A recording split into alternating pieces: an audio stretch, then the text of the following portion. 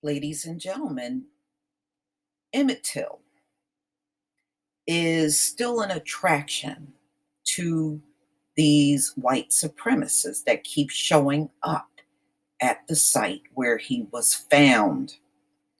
This innocent child, this is a child that Carolyn Bryan admitted that she lied in order to get him killed. Well, that site over the years have been vandalized, shot up with bullets and spray painted, all kinds of stuff happening. And finally, I did the story on how they put a new memorial up, this time encased it in bulletproof glass. And they also set up cameras in that location to start seeing the people that are doing the vandalizing. And it's a never-ending story. You would think that Emmett Till really did those things to Carolyn Bryan, who admitted a year ago that she lied. We all knew she was lying.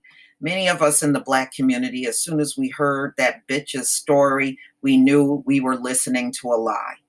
We knew it instantly.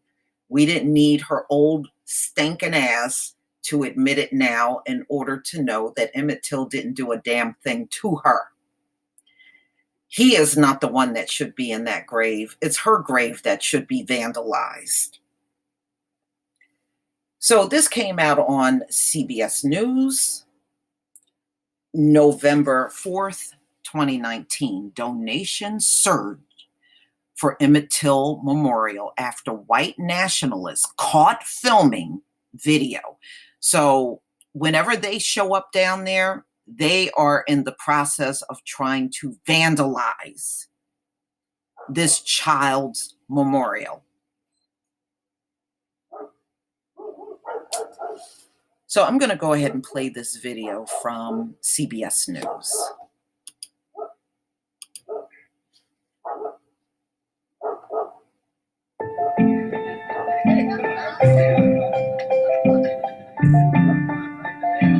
All right, after the commercial.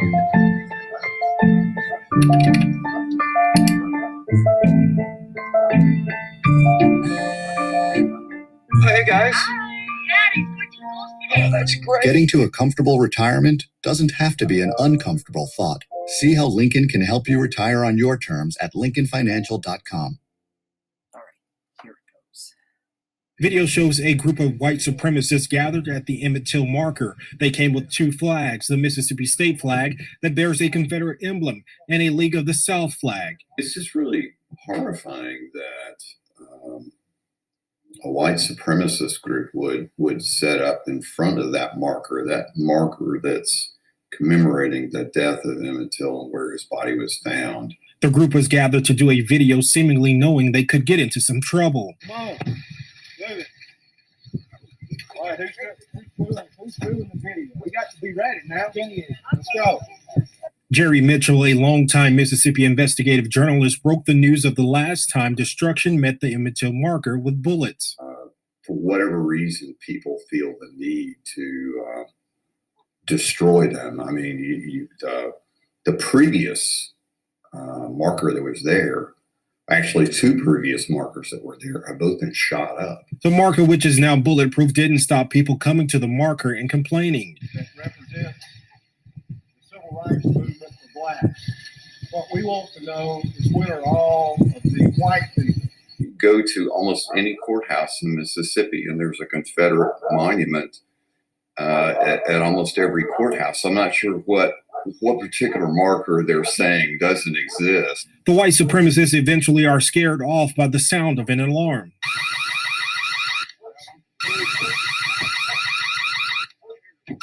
Their identities are unknown at this time. So, ladies and gentlemen, you see that, right? You see that, right? You see what they did. You know, they showed up at the marker of a child that was murdered based on a lie to bitch about white people's civil rights. What civil rights of yours have been violated? That's what I want to know. And number two, this was a child that was murdered. This is what you do with your time? Are you kidding me? And as far as the Confederate flag, there should be no Confederate flag because you lost the war. The losers should never be able to put up a monument. And this is not done anywhere except for here in the USA, because these folks get preferential treatment. They can lose shit and get a memorial put up, which should never exist. You lost. Your side did not win the Civil War. There should be no Confederate flags flying anywhere. You lost. It ain't no heritage, okay? Losing is not a heritage. Losing is not a heritage anywhere on this planet. And again, another war you didn't win on your own. Black soldiers fought on both sides. You didn't even win that war on your own. So, ladies and gentlemen, after this happened, more donations poured in for Emmett Till. And I think it's a good thing. I'm glad not only did the cameras catch what happened, it also picked up the audio of what they were saying. And of course, when they sound the alarm, they scattered like a bunch of roaches and ran away. Ladies and gentlemen, these folks are psychotic. They are psychotic. To keep showing up at the memorial of an innocent child that had nothing to do with his own murder, but a white woman, an old, elderly, stinky, funky, smelling ass white woman, did this to him. And they keep showing up at this memorial, trying to deface it, shoot it up, and do all kinds of things. And I guess this is some funky ass looking ritual? Some old hillbilly ritual? What is this? Okay, in front of the marker of a murdered child. So again, the group scattered like a bunch of roaches and ran their old fat bodies to their cars as the alarm sound. Following the incident, the Emmett Till Interpretive Center thanked them for reminding us why this work matters, and asked people for donations. And they said the donations are already pouring in after this incident. And that's a beautiful thing. People are no longer siding with these folks like they did back in 1955. See, it's a damn shame when you have to bulletproof a damn memorial because these folks just won't leave this whole thing alone. They won't, and they never will. But see, in the same token, they want to tell you that things have changed. But when you see stuff like this, it's a clear reminder that things have not changed at all. And I'm going to go back to what I said. These folks represent the past. This is why they do the things today that their forefathers did from the past. These are not, you think these folks standing in front of Emmett Till's memorial are our future? You think they're going to take this world to newer heights? These folks standing in front of Emmett Till's memorial? No, they don't have the ability to do it. And this is why they will never be able to do it. If we stay under these folks, we are not going to get nothing but more of the same of what we have seen for centuries. That's all we're going to get. Nothing is ever going to change because they don't want it to change. They are in their glory right now. It's a failing glory, but they're still in it. So they want to keep disturbing this memorial while Carol and Brian, guilty ass, get to lay her nasty, decrepit old ass up in the bed living in peace, knowing she did this to Emmett Till. Emmett Till's life was robbed from him, from this wicked bitch that don't, in my opinion, deserve to be alive. So, ladies and gentlemen, let this be a reminder of those of you that keep talking about not playing the race card. Just understand we're not the ones playing that card. It's the people that are trying to stay in power and keep themselves relevant. They got the entire deck.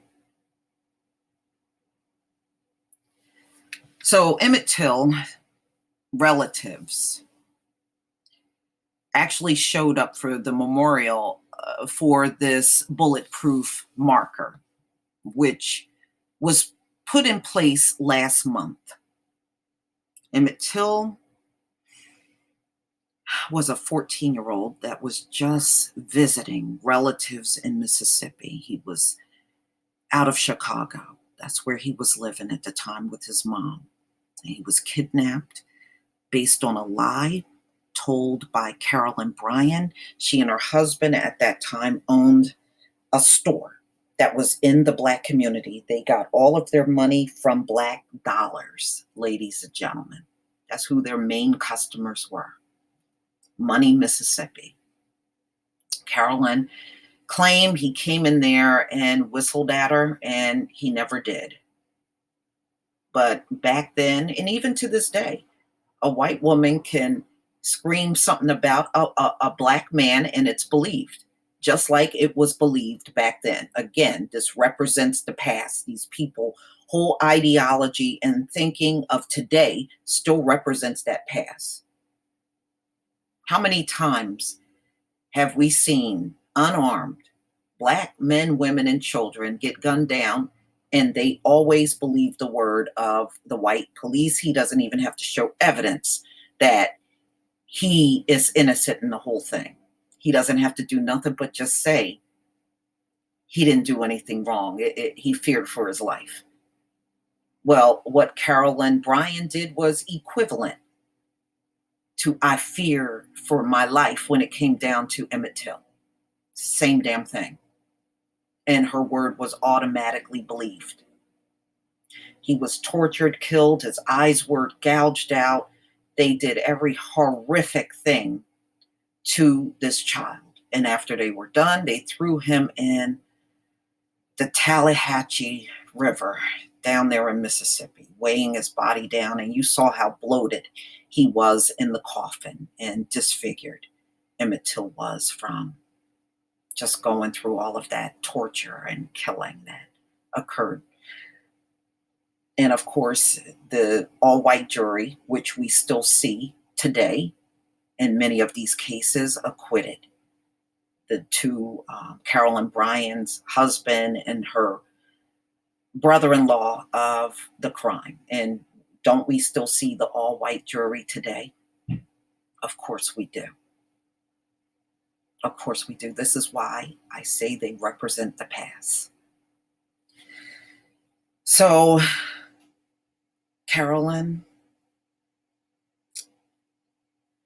Donham, same Carolyn Bryan, acknowledged during the 2008 interview that she wasn't truthful when she testified that Till grabbed her, whistled, and made sexual advances in the store. Now, that doesn't even make sense. Now, remember, when this occurred, ladies and gentlemen, there were a lot of people in the store.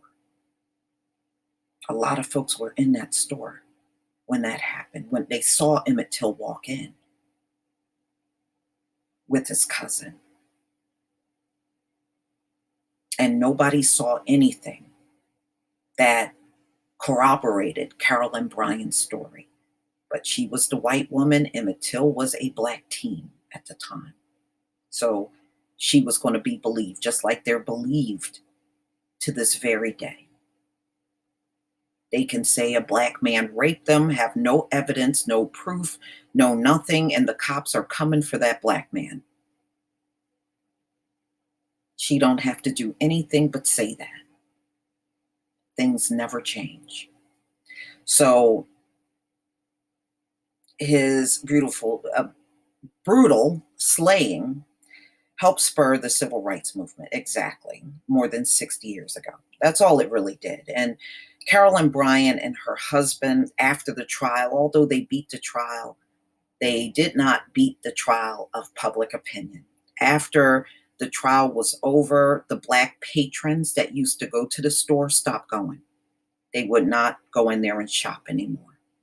So they ultimately lost their business.